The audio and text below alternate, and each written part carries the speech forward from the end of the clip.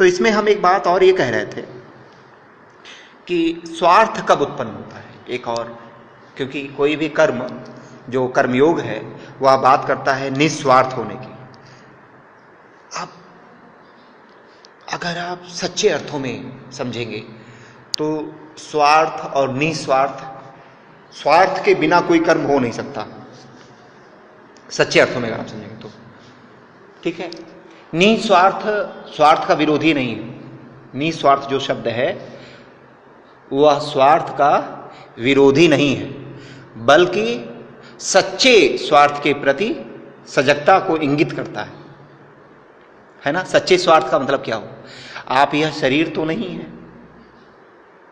है ना, आप यह मन भी नहीं है, ठीक है। फिर आप और आगे तल पर पहुंचेंगे तो आप महसूस करेंगे जो आप हैं वही दूसरा है, फिर उसके लिए कर्म करना।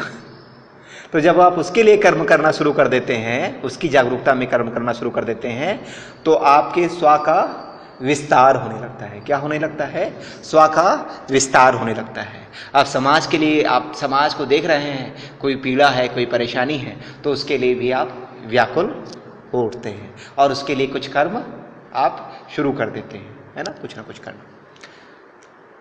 हालांकि इसके कई एक और संदर्भ है, कई और एक आशय हैं जिसमें आपको थोड़ी सजगता भी बनाए रखनी पड़ती है।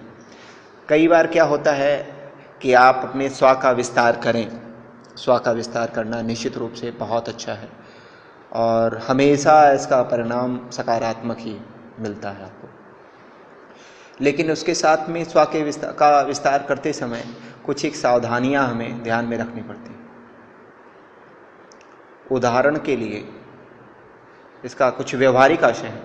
जैसे मान लीजिए सांप है, अब सांप की सेवा अगर आप डायरेक्ट करने की कोशिश किए और सांप जहरीला हुआ, काटने वाला हुआ, तो काट लेगा आपको।